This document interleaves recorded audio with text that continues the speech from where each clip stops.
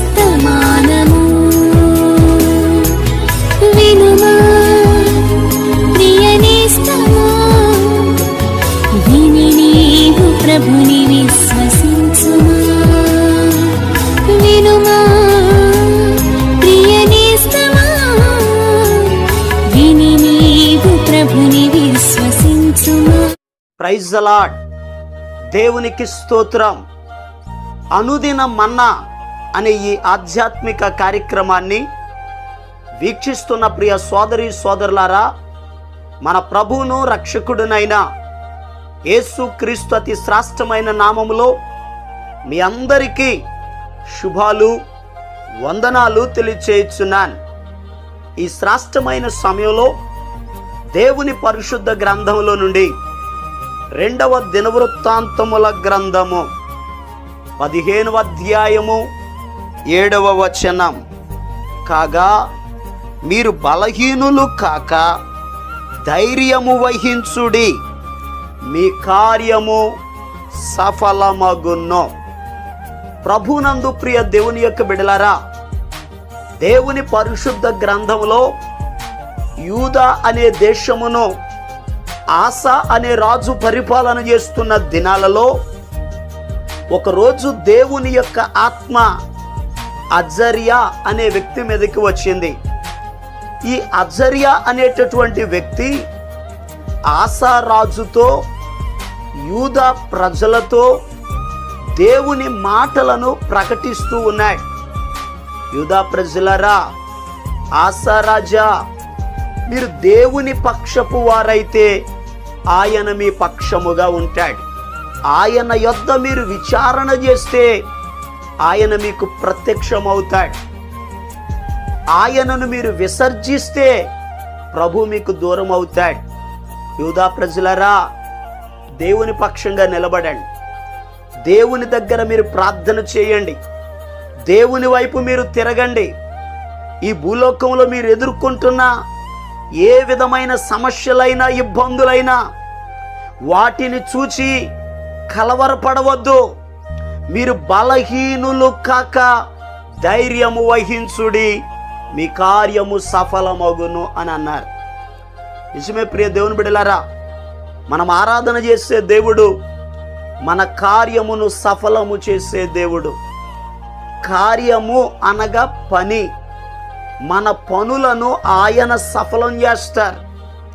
మనం చేసే ప్రతి పనిని ఆయన సఫలం చేసే దేవుడు. దేవుని వాక్యంలో రాయబడి ఉంది, నీ కోరికను సిద్ధింపచేసి నీ ఆలోచన యావత్తును ఆయన సఫలపరుచును అని వాక్యంలో రాయబడి ఉంది.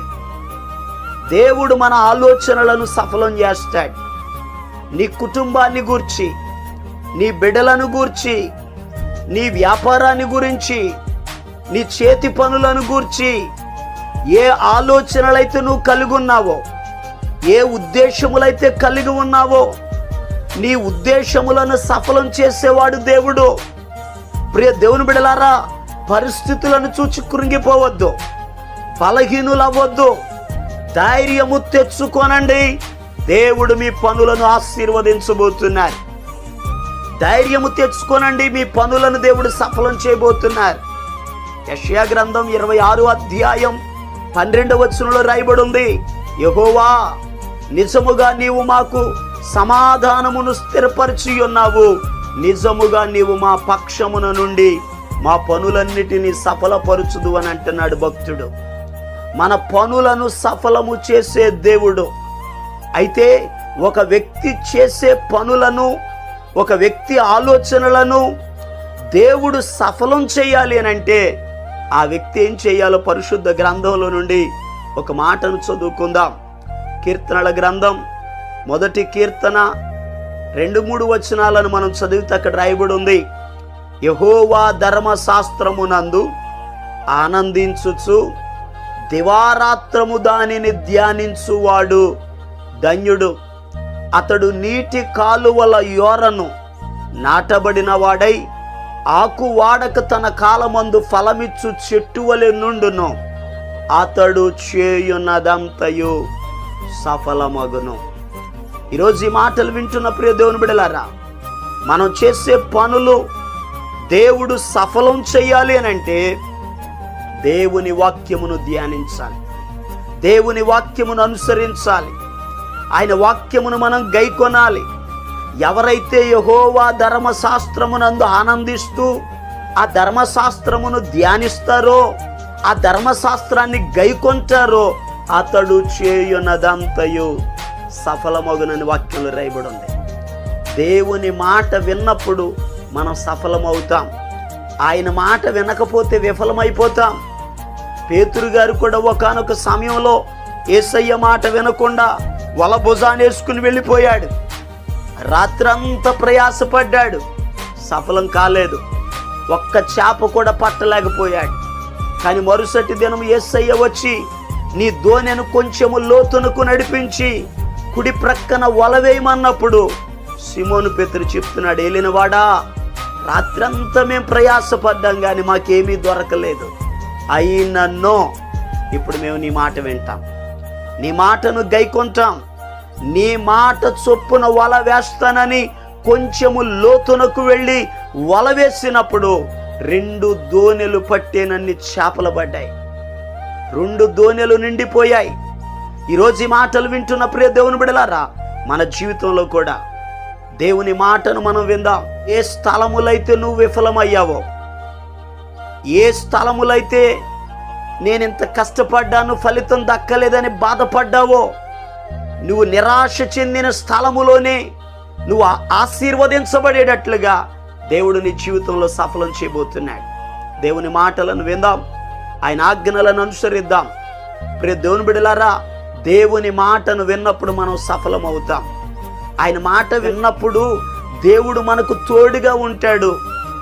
పరిశుద్ధ గ్రంథంలో రాయబడి ఉంది, యెహోవా యోసేపునకు తోడయుండెను గనుక అతడు తన యజమానుని ఏంటంట అతడు చేసే ప్రతి పనిని దేవుడు సఫలం చేశాడు.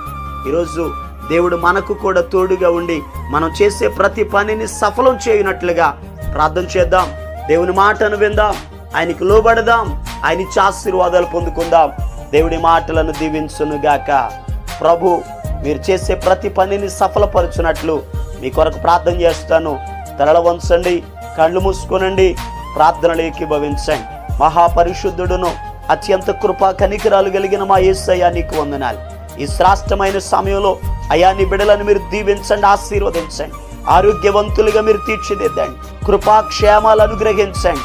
నాజరేయుడైన యేసు నామములో అయా నీ బిడ్డల యొక్క ప్రతి పని, ప్రతి ఆలోచన, ప్రతి ఉద్దేశము సఫలపరచబడునుగా ఆజ్ఞాపిస్తున్నాను. బిడ్డల జీవితం కొరకు ప్రార్థిస్తున్నాను, వ్యాపారాల కొరకు ప్రార్థిస్తున్నాను, వ్యవసాయం కొరకు ప్రార్థన చేస్తున్నాను, ఉద్యోగాల కొరకు ప్రార్థన చేస్తున్నాను. కుటుంబంలో ఉన్న ప్రతి ఒక్కరిని నాయనా సఫలులుగా మీరు చేయమని ప్రార్థిస్తున్నాను. నీ బిడ్డలను దీవించండి. ఈ దినమంతయు ప్రయాణాల్లో మీరు తోడై ఉండండి, ఆరోగ్యవంతులుగా మీరు తీర్చిదిద్దండి, క్షేమమును మీరు అనుగ్రహించమని యేసు నామమును బట్టి ప్రార్థన చేసి అడిగి పొందుకొని ఉన్నాము తండ్రి, ఆమేన్. మన ప్రభు అయిన యేసు క్రీస్తు కృప మీకు తోడుగా ఉండి నడిపించును గాక, ఆమేన్. ఈరోజు పుట్టినరోజు మరియు పెళ్లి రోజు జరుపుకుంటున్న వారికి సీసలి మన్నా చర్చి తరపున మా కుటుంబ పక్షముగా మీకు శుభాలు తెలియపరుస్తున్నాం. May God bless you. దేవుడు మీకు తోడుగా ఉండి మిమ్మల్ని ఆశీర్వదించును గాక. దయచేసి గమనించండి, మీ కొరకును మీ కుటుంబం కొరకును దేవుడు మిమ్మలను అభివృద్ధి పరచాలని నిత్యము మేము ప్రార్థన చేస్తున్నాం. ఏమైనా ప్రార్థన అవసరతలు ఉన్న ఎడల ఈ స్క్రీన్ మీద కనబడుతున్న నెంబర్కి ఫోన్ చేసి తెలియపరచండి. ప్రియ దేవుని బిడ్డలారా, అనుదిన మన్నా అనే ఈ వర్తమానాలు మీ స్నేహితులకు, మీ బంధువులకు కూడా షేర్ చేయండి. మన్నా చర్చ్ సీసలి అనే ఈ యూట్యూబ్ ఛానల్ను సబ్స్క్రైబ్ చేయండి. అందరికీ వందనాలు. ఎందుకింక కన్నీరు, ఎందుక వేదన, ఎందుకింక కన్నీరు, ఎందుక వేదన, నీ దుఃఖ దినములన్నీ సమాప్తమైనవని తెలుసుకొనేస్తమా యేసయ్య మాటిది.